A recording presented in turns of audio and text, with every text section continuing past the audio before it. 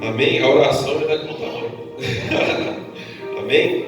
Vamos ler então a palavra de Deus, João, capítulo 2, do 1 em diante.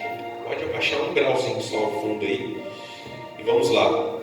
2 dias depois, houve um casamento no povoado de Caná, na região da Galileia.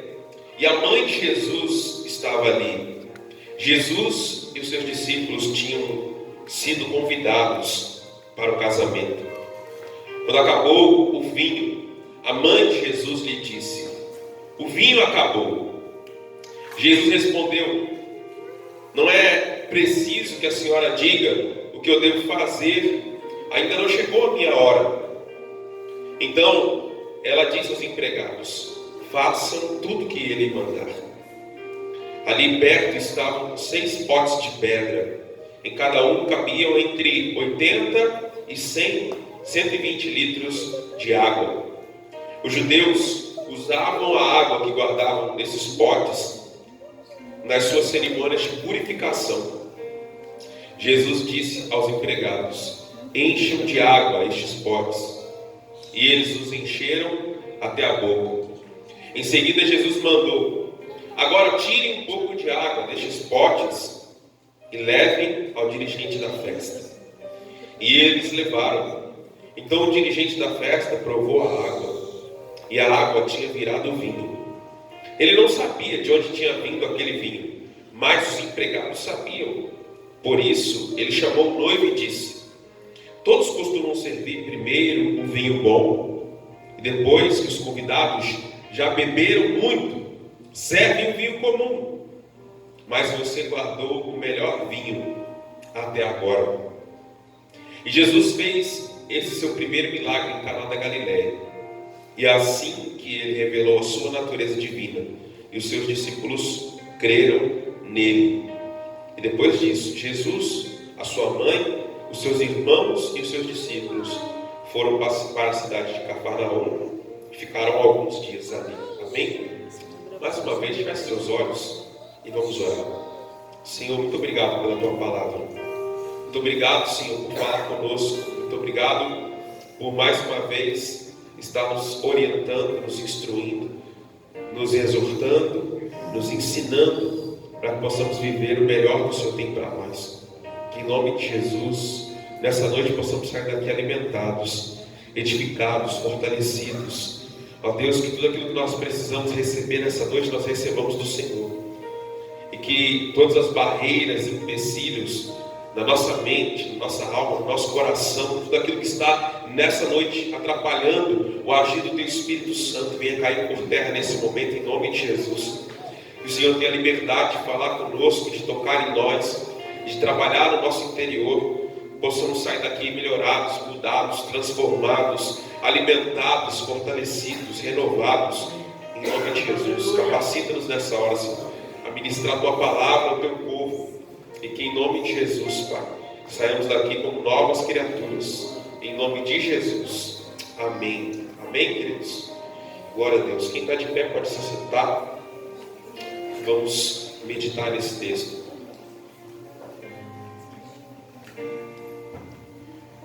Nós meditamos aí no capítulo 1, logo nos primeiros versículos, a respeito de quem era Jesus, de que ele era o próprio Filho de Deus, a palavra encarnada, que já existia muito antes do mundo ter sido criado, e que ele veio ao mundo para nos revelar a natureza do Pai. Depois a gente viu aqui, no segundo momento aqui do capítulo 1, sobre os discípulos dando testemunho de Jesus, e o próprio João Batista dando testemunho de Jesus, e como o evangelho se expandia e crescia, um dando testemunho ao outro e trazendo seu amigo até Jesus para conhecê-lo. E agora nós vamos ver o primeiro milagre de Jesus. João relata esse milagre em Caná da Galileia como sendo o primeiro milagre de Jesus. Isso é algo bastante interessante, porque o primeiro milagre de Jesus não foi a cura de um paralítico, de um cego, não foi a multiplicação de pães e peixes, não foi a pesca maravilhosa, nem a ressurreição de ninguém, mas o primeiro milagre de Jesus aconteceu em um casamento. E eu creio que isso não é algo sem significado. Eu creio que há uma mensagem aqui para nós, que nós precisamos entender que casamento para Deus é prioridade. Amém, queridos? Amém. Quem concorda com isso aí? Diz amém. Amém. O primeiro milagre de Jesus acontece num casamento. É como se Deus estivesse dando um alerta, um recado para nós aqui, que casamento para Ele é prioridade, que Deus valoriza o casamento, que Deus ama o casamento, que Deus se importa com o casamento. E quando há um problema no casamento, Deus está ali pronto a socorrer e a trazer a resposta e a solução que esse casal precisa. Amém, queridos? Eu creio que a maioria dos irmãos sabem que os casamentos aqui nessa época, eles eram bastante longos. As festas, elas demoravam muitos dias. Na sua maioria, às vezes, demoravam até 7 dias. Depois você pode erguer um pouquinho só o fundo para mim. Pouquinha coisa. Pode erguer um pouquinho mais a voz para mim também, que eu não estou ouvindo nada aqui. E eu fico imaginando o que aconteceu aqui nesse casamento. Muitos aqui, irmãos que já são casados, com certeza devem ter se preparado quando fizeram a sua festa de casamento. E vocês pensaram na quantidade de convidados que vocês iriam trazer. Vocês pensaram na quantidade de comida que tinha que ser colocada ali para servir aos convidados, a quantidade de bebida que eles iriam usufruir naquele dia. Vocês pensaram na ornamentação, no vestido da noiva, na roupa do noivo, né? Pensaram na roupa das daminhas e assim por diante, e todo aquele preparo, né? E a gente fica imaginando aqui essa situação, uma festa de 7 dias, uma festa que com certeza gastava-se um pouco, né? Para dar uma festa de 7 dias, com certeza não era nada fácil. E eu acredito que a família desse noivo e dessa noiva, eles devem ter calculado o que eles precisariam para realizar essa festa. Mas alguma coisa deu errado. Alguém não fez o cálculo direito. Eu não sei se alguém errou o cálculo da quantidade de comida que as pessoas iriam comer e do quanto eles iriam beber de vinho, ou se vieram mais convidados do que eles estavam esperando, ou se deixaram para comprar o vinho na última hora e quando foram às vendas já não tinham o suficiente. Mas fato é que alguém falhou aqui. E por alguém falhar, o casamento estava prestes, a festa de casamento estava prestes a se tornar um desastre. Estava prestes a acabar na metade. O texto não diz exatamente quando o vinho acabou, mas é bem provável que não estava no final da festa. Bem provável que talvez estivesse, quem sabe, no meio dessa festa. E nesse momento agora, sem vinho, que era a bebida que eles usavam em todas as festas. O vinho está em todo o Antigo Testamento, o Novo também. Ele faz parte da cultura de Israel. E Israel, toda vez que faz festa, eles tomam vinho. O vinho é algo que não pode faltar em festa do povo judeu.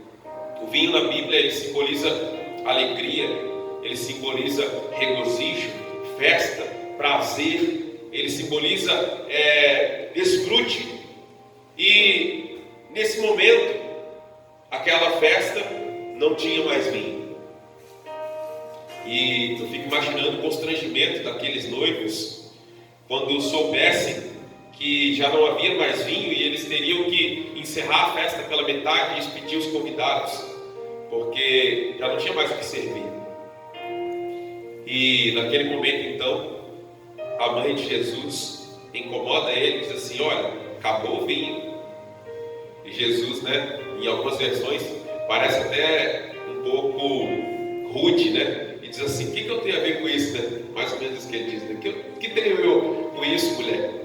O que eu tenho a ver com isso, né? Eu não sou o dono da festa, né? Não estou dando a festa. O que eu dou? Eu sou só um convidado aqui.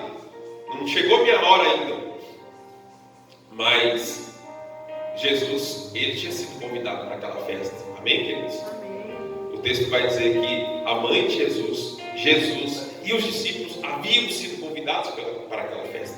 Então, como convidado, ele se compadeceu daquele casal. E então a mãe de Jesus falou: os empregados, façam tudo que ele mandar. E ele ordena que aqueles homens coloquem água naquelas taças.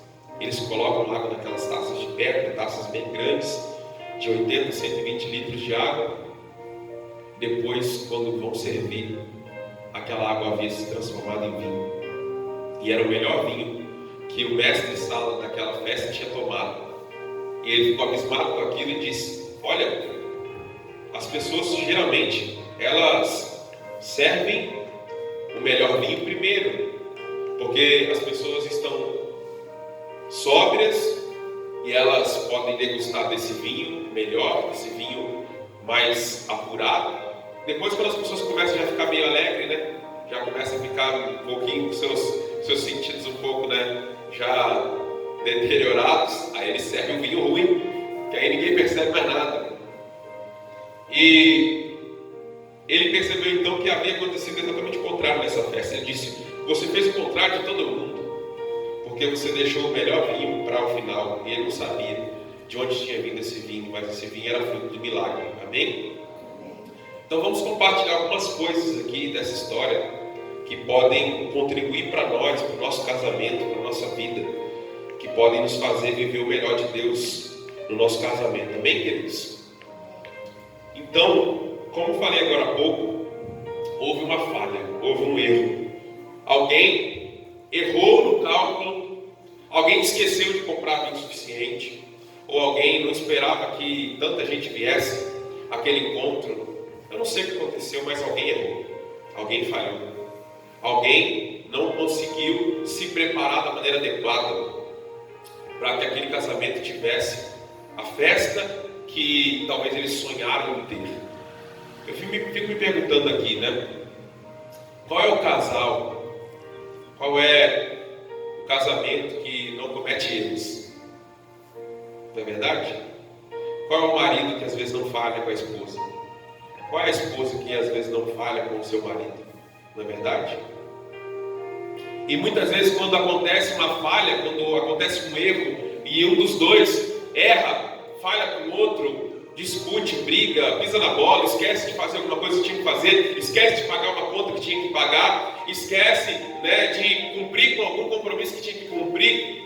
É muito fácil às vezes a gente apontar o dedo, né, e começar a acusar e brigar, e esbravejar e colocar a culpa em alguém. É muito fácil arrumar um culpado para você dizer: a culpa é sua, eu não te avisei, eu não disse que ia acontecer isso. E aí joga, aponta a culpa para alguém. Não é fácil fazer isso? Sim ou não? Não é fácil? Mas o grande segredo aqui não é encontrar culpados. Quando há um problema no casamento, quando há uma dificuldade, quando há uma situação que precisa ser resolvida, o melhor não é você procurar o culpado, mas é você procurar quem pode resolver o seu problema. Amém? O texto não vai dizer que eles saíram procurando quem era o culpado. Quem é o culpado de ter acabado o vinho no meio da festa? Eu quero saber. Ninguém correu ali para procurar o culpado, para descobrir quem que era que tinha falhado porque estava faltando vinho. Não. Eles foram procurar quem podia resolver o problema, que era Jesus. E quando nós temos um problema no nosso casamento, nós precisamos procurar Jesus. Nós precisamos ir ao encontro dele. Nós precisamos apresentar o problema a ele. Nós precisamos colocar o problema nas mãos dele. E o mais interessante é que Jesus, ele não era um penetra nessa festa. Jesus, ele era um convidado da festa. Amém, queridos? Sim ou não? Jesus, o texto deixa bem claro que Jesus, versículo 2, Jesus e seus discípulos tinham sido convidados para o casamento. Amém? E aí começa aqui uma pergunta importante para nós. Será que você convidou Jesus para o seu casamento? Você convidou Jesus para fazer parte do seu casamento? Você convidou Jesus para ser, né, um alicerce do seu casamento. Porque não significa apenas você fazer um casamento no religioso e você, receber a bênção do pastor, do padre, etc, etc, etc. Não é isso. Mas é convidar Jesus para caminhar com vocês ali dentro do casamento, para viver com vocês aquele ambiente, para estar ali presente nos momentos bons e nos momentos ruins. Jesus estava ali como convidado, ele não era um penetra qualquer. Ele não apareceu ali do nada, eu apareci aqui só para fazer um milagre. Não, ele já estava ali. Ele era parte da festa. Ele era um dos convidados do casamento e ele estava ali assentado. Se não tivesse acontecido esse problema, talvez ele não teria feito milagre nenhum. Estaria ali regozijando-se com os noivos, estaria ali se alegrando com os noivos. Nada teria acontecido. Mas como aconteceu um problema e Jesus era convidado da festa, ele estava ali para resolver o problema. Ele estava ali para solucionar aquilo que estava agora fora de ordem. E Jesus se compadece daqueles noivos e ele faz o milagre. Amém, queridos? Jesus, quando ele é convidado para fazer parte do nosso casamento, quando você apresenta tudo diante dele, quando você conversa com ele, quando o casal senta na cama para orar junto diante da presença de Deus, quando o casal senta na mesa e ora junto na presença de Deus, quando o casal tem uma dificuldade e chama Jesus para fazer parte ali e resolver a situação, o Senhor sempre se compadece de nós e Ele sempre nos dá a vitória, Ele sempre nos dá um milagre. Amém, queridos? Amém? O texto vai dizer que o vinho se acabou e agora Jesus é importunado, vamos dizer assim, para que resolva o problema. E é interessante a maneira como Jesus ele vai tratar esse problema. Porque Jesus podia simplesmente ter feito surgir vinho naquelas talhas de pedra. Ele tinha poder para isso. Ele podia, do nada, ter instalado o dedo lá, feito uma oração, e as talhas de pedra estavam cheias de vinho agora. Mas ele não fez isso. Ele chamou os empregados e disse: encham as talhas com água. E eles ficaram ali enchendo as talhas com água. Eu não sei se quem tem aqui galão de 20 litros em casa. Alguém tem galão de 20 litros em casa? Alguém aí tem? Já tentou encher um galão de 20 litros na torneira? Demora sim ou não? Cada talha daquela, eram 6. Cada talha daquela tinha de 80 a 120 litros de água. Deu um trabalhinho, não deu? Sim ou não? Deu um trabalhinho, né? Para aqueles homens estar enchendo, né? Não sei de onde eles tiraram a água, não sei de onde eles trouxeram, mas eles vinham trazendo água e enchendo aquelas talhas de água. Não sei se eles foram buscar um poço, né? Eu não sei para onde eles foram pegar essa água, mas foram pegar a água e começaram a encher as 6 talhas de água. Só depois que todas elas estavam cheias, então Jesus foi operar o milagre. E é interessante isso, sabe por quê? Porque significa que o Senhor ele conta conosco também para operar o milagre. Amém, queridos? Seria muito fácil às vezes para Deus fazer tudo, simplesmente instalar o dedo assim e dizer: pronto, está resolvido o seu problema. Mas Ele conta conosco. Ele quer a nossa participação. Ele quer você fazendo parte do milagre. Ele quer você botando a mão na massa e lá pegando água e colocando água nos potes e crendo que o milagre vai acontecer. Eu fico imaginando aqueles homens. Que cara doido é esse, né? Vamos pegar água, botar na talha e vamos levar para o mestre sala. Não, mas ele mandou, né? Vamos lá. Jesus não tinha feito nenhum milagre ainda, irmãos. Sim ou não? Jesus não havia feito nenhum milagre ainda.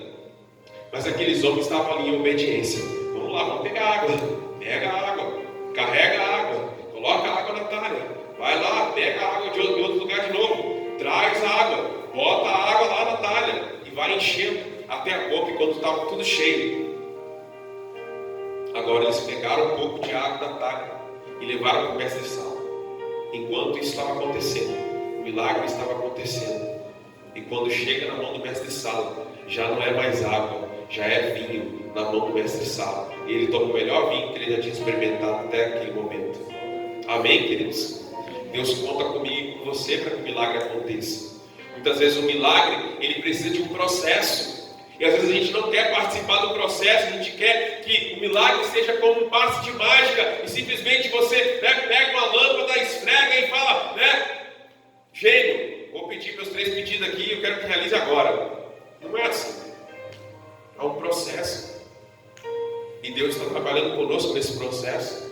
Deus está testando a nossa fé nesse processo. Deus está aperfeiçoando a nossa fé, a nossa confiança nele, né? Enquanto aqueles homens estavam ali colocando aquela água naquelas taças, eles estavam testando a fé deles.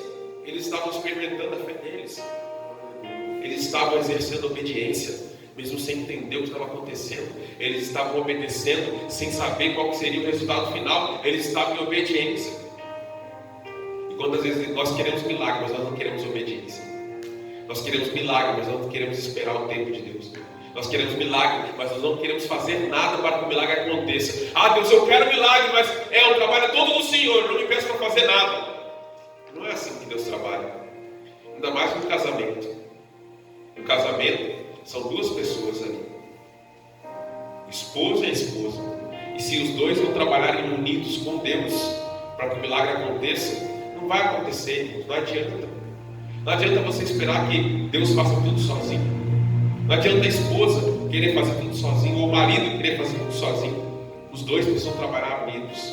Os dois precisam trabalhar em equipe. Os dois precisam trabalhar numa só visão, num só propósito. Estavam ali os empregados, carregando aquelas talhas de água, carregando aquelas jarros de água, jogando naquelas talhas, trabalhando em unidade, trabalhando em equipe, realizando juntos um milagre. E ao final a gente vê essa festa dando continuidade e aqueles noivos alegres, porque aquele mestre de sala foi até o noivo e disse: olha, você deixou o melhor vinho para o final. E isso é muito maravilhoso, não é verdade, queridos? Outra coisa interessante aqui, diz aqui que havia ali 6 potes de pedra, cada um cabia de 80 a 120 litros de água. Os judeus usavam essa água para guardar esses potes, para usar essa água para a cerimônia de purificação. Então esses potes foram usados para fazer o milagre. Olha que interessante.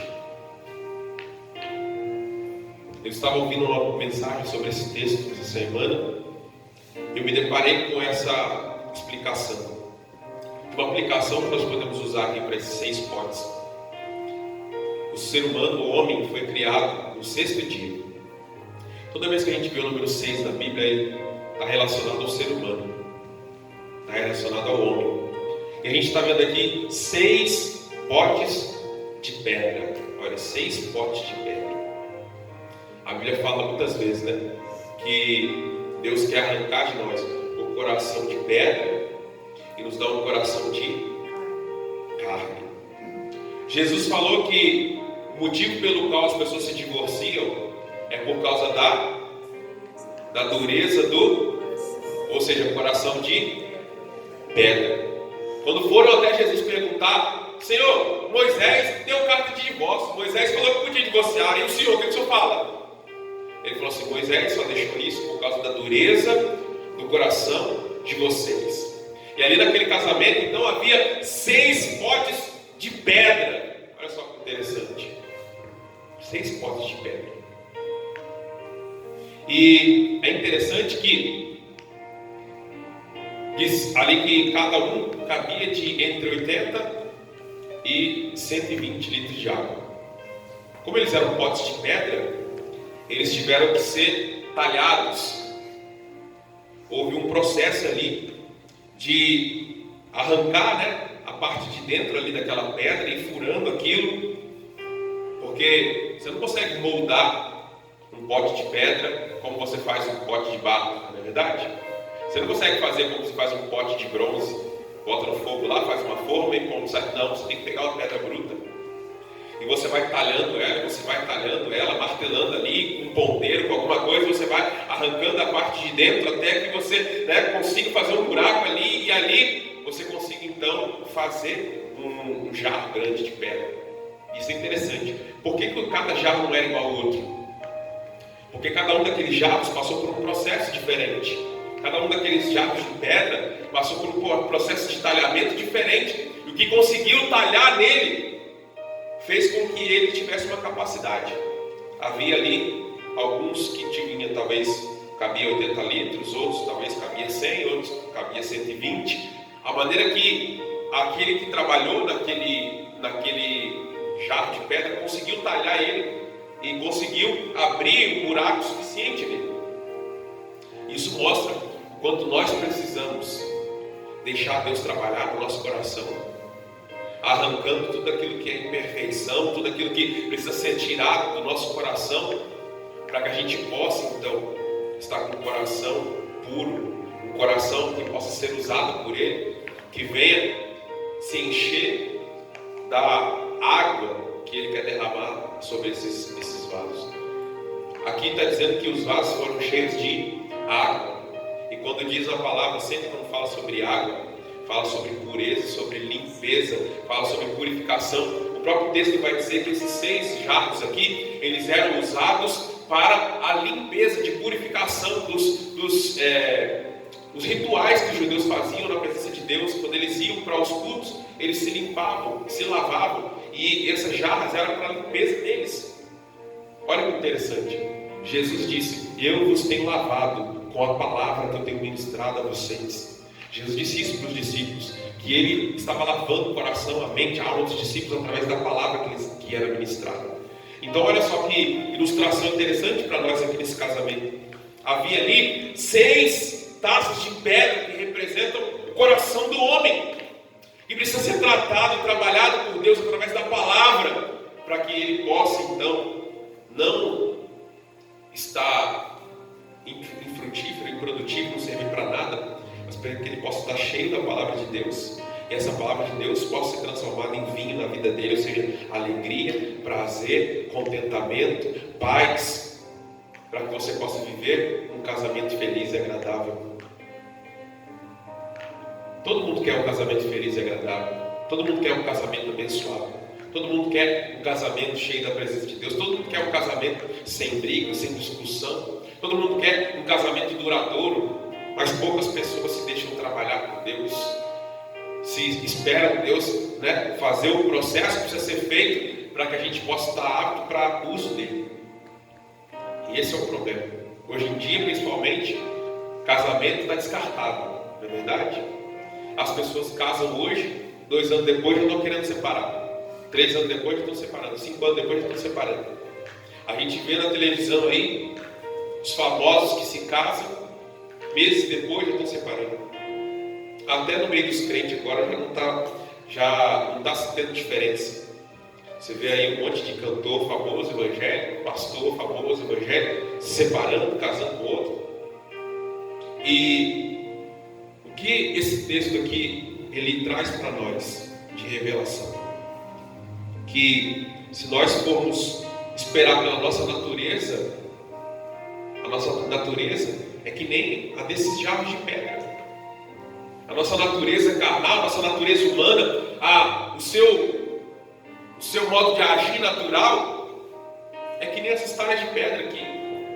Se for depender de você, sem o trabalhar do Espírito Santo em você, sem o trabalhar do Espírito Santo em mim, você não vai conseguir resistir. Você não vai conseguir manter um casamento sólido, fiel à presença de Deus. Não. É muito fácil, chutar o pau da barraca. É muito fácil dizer assim: olha, vamos cada um para o seu lado. Você cuida da sua vida, eu cuido da minha, e vamos ser só amigos, tá bom? Não é fácil fazer isso? É fácil. Mas será que é isso que Deus quer para nós? Será que é isso que Deus tem para nós? Será que é isso que Deus espera do seu povo? Olha só, como nós acabamos de falar agora há pouco aqui, Deus ama o casamento, e casamento é prioridade para Deus, porque se assim não fosse, Ele não teria feito o seu primeiro milagre no casamento. A palavra de Deus diz, você pode ler lá em Mateus 19, quando Jesus é interrogado a respeito do divórcio, ele diz: não foi assim que Deus criou. Lá no início, Deus criou Adão e Eva. Ele disse: deixará o homem pai e mãe, iniciar sua esposa, e serão os dois uma só carne. E aquilo que Deus uniu, não separe o homem. Isso é muito sério, isso é muito importante. Nós precisamos trazer de volta a importância e o valor disso. Alguns, eles entram numa paranoia assim, eles falam assim: ah, mas e se meu casamento não foi Deus que uniu? Ah, se meu casamento foi a gente que quis casar, Deus não tem nada a ver com isso. Olha, posso te deixar bem claro o seguinte: o mandamento está ali. O mandamento está bem explícito ali em Gênesis. Se você deixou seu pai e sua mãe e foi se unir com seu marido, se o marido deixou o pai e a mãe e foi se unir com você e vocês se casaram, não importa se quem escolheu foi você, se quem escolheu foi Deus, quem escolheu foi o capeta, a partir desse momento Deus considera vocês casados. E Ele está dizendo: aquilo que eu uni, não separe o homem. E a gente precisa entender isso, mas a gente não entende, a gente faz o possível para não entender, não é verdade? A gente faz o possível para não querer aceitar essa palavra. E aí, é uma outra coisa interessante que acontece aqui. Depois que eles passam então por esse processo, a água se transforma em vinho, e agora vai para a mão do mestre-sala. O mestre-sala vai dizer o quê? Olha, todo mundo tem o costume de oferecer o melhor vinho primeiro. Depois, ele oferece o pior. Depois, ele oferece aquele inferior, aquele de segunda qualidade. Mas você fez diferente. Você ofereceu o melhor por último. E o que isso tem para nós? De ensinamento para nós. Geralmente as pessoas aí no mundo, elas pensam assim: o casamento é bom no começo. Quando começa, né, é mil maravilhas. Lua de mel, né, é aquele amor, aquele love, aquela coisa. Mas depois vai esfriando. Ou seja, o vinho bom é o vinho do começo, é o vinho dos primeiros anos. E ali, né, aquele amor, aquela paixão, aquela coisa. Mas depois aí começa a servir vinho velho, vinho de segunda qualidade. Ou seja, aí já não tem mais aquele carinho, já não tem mais aquele amor, já não tem mais aquela compreensão, já não é mais aquela coisa, e o negócio vai se esfriando e vai perdendo sentido, e aí vai caindo na rotina, e a gente vai saturando até chegar no final da vida. É esse o conceito que o mundo tem. É esse o conceito que muita gente aí fora tem. Mas esse texto, ele traz para nós um conceito completamente diferente.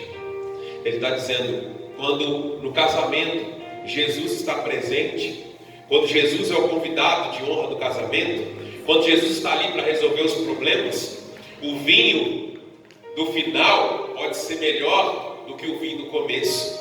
O fim pode ser muito melhor do que o começo. Ele está dizendo que o vinho do milagre feito por Jesus é muito melhor do que o vinho inicial, que não tinha milagre.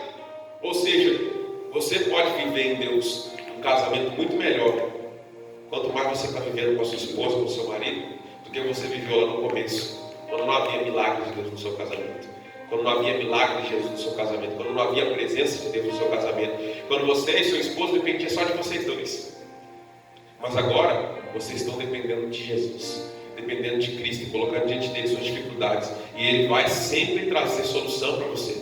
Ele vai sempre trazer resposta para você. Ele vai sempre trazer, né, um escape para você. E você vai viver um casamento muito melhor do que no começo. Quem aqui crê que isso é possível? Para o mundo parece ser impossível. Para o mundo parece que não dá. Mas com Deus dá, irmãos. Com Deus dá. Não é porque você é crente. Não é porque você vem à igreja. Mas é o que eu disse. Tem que colocar Jesus no centro do seu casamento. Se você não colocar Jesus no centro do seu casamento, você não vai experimentar isso. É muito interessante. Tem um livro que eu li uma vez sobre casamento, que ele falava o seguinte: vou pedir para duas pessoas me ajudarem aqui. Vem amor, vem aqui me ajudar. E vem uma pessoa qualquer aqui para me ajudar. Ficar aqui no meio, por favor. Quem pode vir aqui rapidinho? No 3, 1, 2, corre. Daniel está vindo, pode ficar lá na ponta. E é interessante essa ilustração, porque pode vir aqui no meio, né? Diz o seguinte: aqui Fica bem no meio aqui. Aí, isso atrás de culto aí. E Daniel é Jesus, tá? Jesus está aqui. E no livro ele diz o seguinte: quanto mais longe de Jesus você estiver, mais longe do seu cônjuge você vai ficar.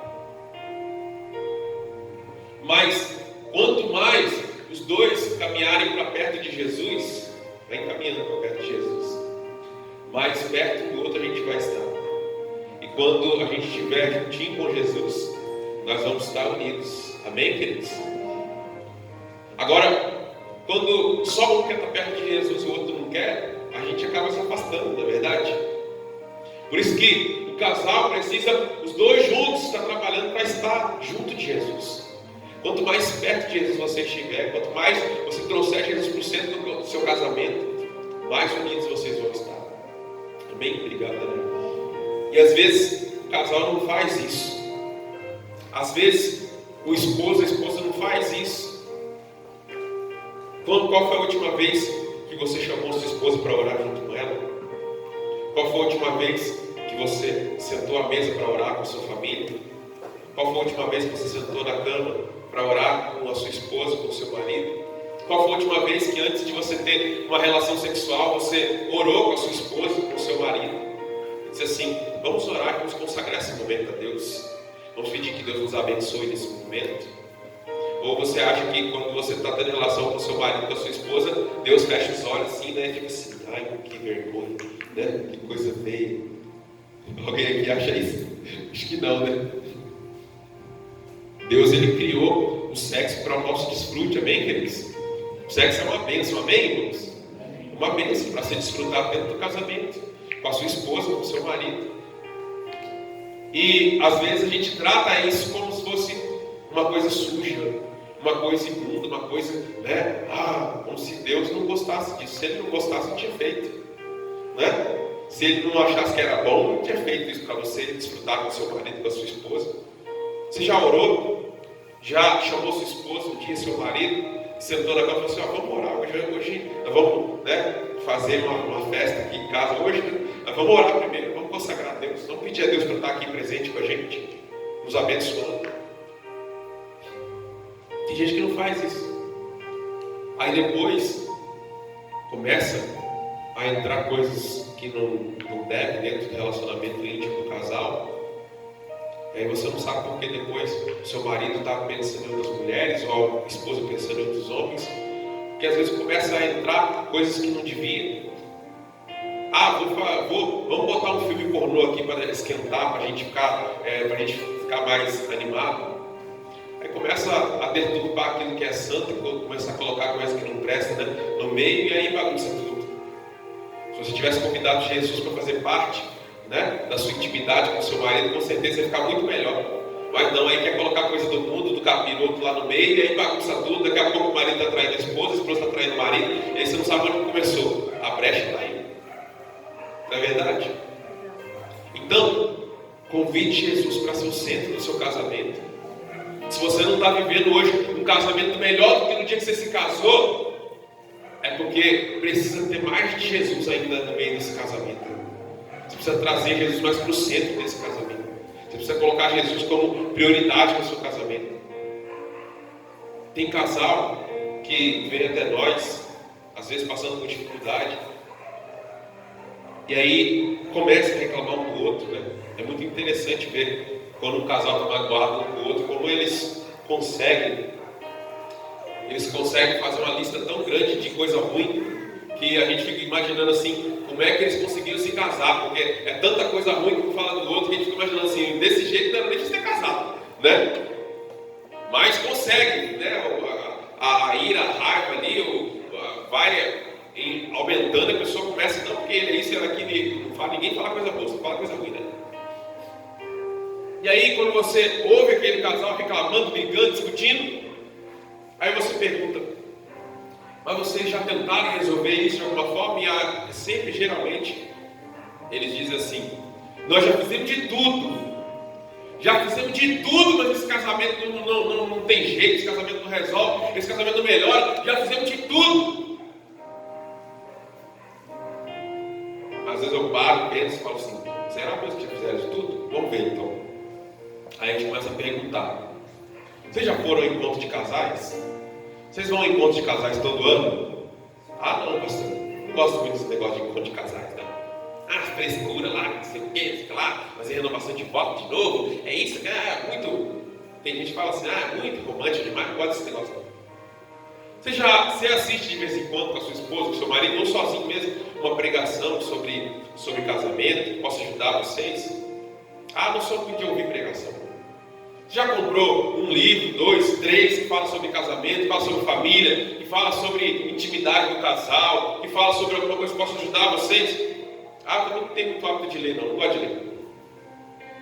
Já procurou fazer uma terapia de casais com um psicólogo, com alguém? Não, o negócio é muito caro. Toda pergunta que você fizer, ele vai dizer que não fez. Aí você se pergunta assim, mas vocês não acabaram de falar para mim que fizeram tudo já, vocês já fizeram tudo. E eu fiz um monte de perguntas, vocês não fizeram nada do que eu falei aqui. Então como é que vocês fizeram tudo? É porque é mais fácil a gente falar que já fez tudo, né, e entregar e falar assim, não quero mais saber disso e deixa isso para lá, do que reconhecer que talvez a gente não esteja trabalhando, fazendo o melhor para o nosso casamento. Talvez a gente não esteja se esforçando o suficiente para construir um casamento saudável, para construir um casamento forte, um casamento sólido, para construir, né, realmente uma relação duradoura. A gente precisa se atentar para isso. Não há, pastor Josué Gonçalves costuma dizer, não há sucesso no mundo que justifique o fracasso de uma família. Você entende isso? Não há sucesso no mundo que justifique o fracasso de uma família. Ou seja, não adianta você ser bem sucedido no seu trabalho e aí você ter promoção e ganhar muito dinheiro e tal, não sei o quê, mas aí você destrói sua família. Ah, você vai, faz faculdade, e doutorado e pós-doutorado, não sei o quê, e tá com estudo lá em cima, e destrói sua família. O que adianta? Ah, eu vou crescer na igreja e tal, e vou ser diácono, presbítero, pastor e tal, não sei o quê, e destrói a família. Adianta alguma coisa? Vale a pena isso? É justificável isso? Você vai ficar feliz assim? Você vai ficar, né, satisfeito assim? Nenhum sucesso justifica o fracasso de uma família. Então, esse texto está mostrando para nós de que com Jesus no casamento, com Jesus como convidado de honra, você pode viver um casamento muito melhor no final do que no começo. Amém? O vinho no final aqui era muito melhor do que o vinho do começo. Tem gente que está vivendo um casamento infeliz e está empurrando com a barriga. Ah não, eu tenho que ficar junto porque a Bíblia fala que não pode separar, então eu tenho que viver assim. Mas ele se contenta em viver um casamento feliz. Sendo que a Bíblia nos mostra que Deus quer que você viva um casamento feliz. Amém, queridos? Deus quer que você tenha um casamento abençoado. Deus quer que você tenha uma família abençoada. Deus quer que você tenha um casamento feliz. Deus quer que você tenha um casamento próspero. Deus quer que você tenha paz no seu lar. Deus não quer que você viva, né, em murmuração, discussão, confusão na sua casa. Não. Deus quer que você tenha um casamento frutífero. Amém, queridos? Então, se essa é a vontade de Deus para o seu casamento, busque isso em Deus. Corra atrás disso. Porque Deus vai te dar isso. Amém? Continuando, o dirigente então vai até o noivo, vai até a noiva e fala com eles sobre tudo isso. E diz aqui que Jesus então fez esse primeiro milagre no Caná da Galileia. E assim revelou a sua natureza divina. E os seus discípulos creram nele. Para a gente encerrar, muitas vezes a gente acha que o milagre é só para nós. Muitas vezes a gente busca o nosso milagre de uma forma egoísta, sem se importar com os outros ao nosso redor.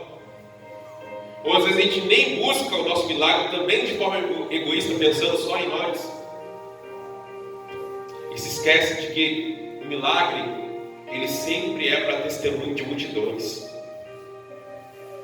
Deus fez esse milagre nesse casamento, abençoou esse casal de noivos aqui, mas o milagre não foi só para eles.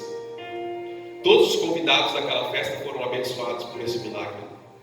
Os funcionários que levaram aquelas taças de água e jogaram naquela talha e viram aquele milagre acontecer, eles foram edificados porque eles viram o milagre acontecer. O texto vai dizer que os discípulos de Jesus viram a glória dele e então creram que ele realmente era o Filho de Deus. Eles voltam agora, todos eles, com aquele testemunho do milagre que aconteceu naquele casamento. Foi para aqueles noivos? Foi, mas todas aquelas pessoas foram abençoadas. E até hoje, você está sendo abençoado aqui hoje, por causa do testemunho desse milagre que aconteceu 2000 anos atrás. Eu estou sendo abençoado aqui hoje, por causa desse milagre que aconteceu 2000 anos atrás. Então, quando Deus faz um milagre no seu casamento, quando Deus faz um milagre na sua casa, não é só para você, é para abençoar uma multidão de pessoas. Não é só para abençoar a sua vida, mas é para que na sua vida seja um testemunho que vai impactar um monte de pessoas e muitas gerações. E às vezes você está vivendo um casamento ruim, um casamento infrutífero, e você não busca o milagre egoisticamente. E se esquece de que pessoas estão olhando para você. E que testemunho vai ser quando as pessoas olharem para você, sendo um cristão que serve a Deus, sendo alguém que vai para a igreja tantas e tantas vezes por semana, sendo alguém que lê a Bíblia, que ora, que isso e aquilo, e está vivendo um casamento deturpado, arrebentado, daqui a pouco está se separando. Qual vai ser o testemunho que isso vai dar para as pessoas que estão lá fora? Que precisam de um testemunho de Deus, que precisam de um ânimo, de uma esperança, que precisam de um referencial para olhar e falar assim: isso é um referencial de família, eu quero ter uma família que nem essa, eu quero ter um casamento que nem esse, eu quero viver que nem aquele casal. Que testemunho vai ser esse? Testemunho de frustração? De derrota? Testemunho de divórcio? É isso que você quer? Não. Por isso que você tem que entender. Quando Deus faz um milagre, Deus quer impactar muitas pessoas. Quando você estiver passando por um problema no seu casamento, apresente ao Senhor, fale com Ele e diga: Senhor, esse milagre não é só para mim. Esse milagre não é só pelo meu casamento, mas é pelas pessoas que vão testemunhar o que o Senhor fez na minha vida. É pelas pessoas que vão testemunhar o que o Senhor está fazendo na minha casa. É pelas pessoas que vão olhar para o meu casamento e vão querer ter um casamento que nem o meu. É pelas pessoas que vão olhar para a minha família e vão querer ter uma família que nem a minha. É por pessoas que talvez tenham querendo se separar hoje, mas vão olhar para nós e vão dizer assim: eles venceram, nós vamos vencer também. Eles passaram por isso, estão aqui de pé, nós vamos passar também. E Deus vai conceder um milagre na sua vida. Deus vai conceder um milagre na nossa vida. Nós temos 15 anos de casado. Várias dificuldades já passamos. Muitas dificuldades. Muitas crises. Crise financeira. Crise na intimidade. Crise de várias formas. Mas Deus tem nos dado graça até aqui. Nós temos vencido. Nós temos melhorado a cada ano. Cada vez tem ficado melhor. Porque Deus tem cuidado de nós. Amém? Porque nós convidamos Jesus para estar no centro do nosso casamento. É difícil nós ficarmos uma noite sem orarmos juntos. Quase todas as noites a gente ora junto. Quando nós nos casamos, na nossa lua de mel, a gente estava muito cansado já. Eu falei assim: vamos fazer o seguinte, vamos orar e vamos consagrar essa noite para o Senhor. E vamos, amanhã nós consumamos o casamento. A gente sentou na cama, oramos, dedicamos aquela noite para o Senhor e dormimos juntos, mas sem fazer nada. No outro dia a gente consumou o casamento. Já houve vários momentos em que a gente acabou não conseguindo ter mais esse hábito de orar toda noite. Depois a gente tinha que lutar de novo para voltar a buscar esse hábito e colocar esse hábito como prioridade. De estar orando junto ali antes de dormir, de estar colocando diante de Deus as nossas necessidades e aquilo que a gente precisa. E graças a Deus, Deus tem nos abençoado, nos fortalecido. Porque esse hábito é um hábito importante, irmãos. Você precisa colocar o seu casamento diante de Deus. Você precisa colocar as suas necessidades como casal diante de Deus, como família diante de Deus. E Deus com certeza vai honrar você. Você vai viver um casamento melhor do que quando foi no começo. Você vai viver um final muito melhor do que quando você começou. Amém? Amém. Você crê nisso? Amém. Vamos colocar de pé. Vamos orar. Eu não sei quem aqui pode talvez estar passando por uma dificuldade no seu casamento. Talvez você está passando uma dificuldade financeira, ou uma dificuldade na saúde, ou uma dificuldade no relacionamento mesmo dentro de casa. Quem sabe você está pensando em desistir já. Quem sabe algum dos cônjuges falhou com o outro, traiu, sei lá, não sei, traiu sua confiança, ou traiu mesmo com outra pessoa, ou já abandonou o lar. Você está aí pensando se você continua aí, se insistindo nesse casamento ou não. Eu não sei o que você está passando, mas Deus sabe. Deus conhece o coração e a necessidade de cada um aqui. Aleluia. E eu desafio cada um de nós aqui a convidar Jesus a fazer parte do nosso casamento. Amém. E colocar Jesus no centro da nossa família e dizer para Ele: Senhor, aqui está a minha necessidade. Meu vinho acabou. A alegria se foi, né? O prazer, o regozijo, o ânimo, a paz se foi. E nós precisamos agora de vinho novo no nosso casamento. Precisamos de uma nova esperança. Precisamos de algo especial do Senhor. Nós te pedimos por um milagre. Deus vai te conceder um milagre. Mesmo que demore um processo, como a gente viu aqui. O texto não fala quanto tempo eles demoraram para encher aquelas tacas, mas não foi de uma hora para outra. Eles tiveram que pegar a água ali, várias jarros de água, até encher aquelas talhas, 6 talhas de 80 a 120 litros. E só depois, então, Jesus fez um milagre. Eu não sei qual é o processo que você vai ter que passar. Eu não sei qual é o processo que Deus vai levar você, passo a passo, até o milagre acontecer. Mas saiba que Deus, Ele quer fazer o milagre na sua casa. Ele quer fazer o milagre na sua vida. Ele quer fazer o milagre no seu casamento. Ele quer fazer o milagre na sua família. Família é prioridade de Deus. Casamento é prioridade de Deus. E Deus não vai abrir mão da sua família se você não abrir. Se você não abrir mão da sua família, Deus também não vai abrir. Amém, queridos? Então eu te convido nessa noite a apresentar a sua família diante de Deus. E dizer: Senhor, eu preciso de um milagre. Eu preciso de uma resposta. Eu preciso de uma solução. Eu preciso de um renovo. Eu preciso de alegria. Eu preciso de paz na minha casa. E Deus vai fazer um milagre na sua casa, em nome de Jesus. Se você pode, coloca a mão no seu coração. Vamos orar. Deus santo e bendito, aqui está a tua igreja, aqui está o teu povo, Pai. E nós cremos, ó Deus. Nós cremos que a tua palavra é viva. Ela é real. Ela é poderosa. Ela é verdadeira. Nós cremos, ó Deus, que o Senhor se importa com o casamento. Que o Senhor se importa com a família, que o Senhor se importa com as nossas famílias, ó Pai. Nós te colocamos, ó Deus, colocamos em tuas mãos, ó Pai, a nossa necessidade nesse momento, a necessidade de cada um dos nossos irmãos aqui nesse momento. Te pedimos, ó Deus, em nome de Jesus, toca agora, entra com providência, Pai. Traz, Pai, renovo, traz restauração, traz, Senhor, paz, traz alegria, traz ânimo. Traz, Senhor, amor, traz compreensão, traz amizade, traz fidelidade, traz respeito, traz saúde, traz prosperidade, Senhor. Traz, Senhor, renovo, unção, Pai. Ó Deus, em nome de Jesus.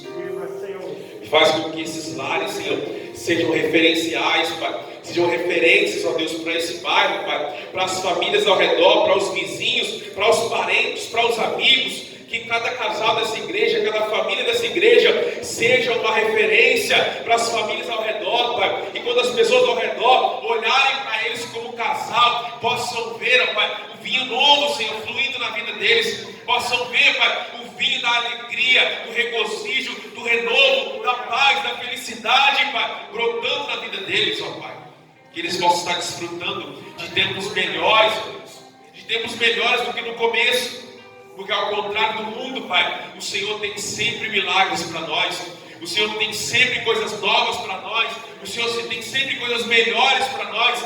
E nós sabemos que como casal podemos viver o melhor do Senhor para a nossa vida. Nós cremos nisso, Pai. Assim como um bom vinho, Pai. Que quanto mais o tempo passa, mais ele vai ficando melhor. Mais ele vai ficando com um sabor mais agradável. Que assim que seja o casamento, Pai, de cada família aqui dessa igreja, cada casal aqui dessa igreja, que tenha um casamento que vá se aperfeiçoando a cada dia, que vá melhorando a cada dia, que vá se santificando a cada dia, que vá crescendo e construindo laços ainda mais profundos a cada dia. que eles possam crescer em amor, em unidade, em fidelidade, em compaixão, em carinho, em cuidado, em respeito, em nome de Jesus. Que nós possamos honrar a aliança que fizemos diante de Ti e diante das pessoas que estiveram presentes nos nossos casamentos. Possamos honrar os votos que fizemos diante do Senhor, dizendo que seríamos fiéis na tristeza, na alegria, na doença, na saúde, na prosperidade ou na escassez, até que a morte nos separe. Que nós possamos honrar, Pai, a palavra que nós declaramos ali diante do Senhor e de cada uma daquelas testemunhas.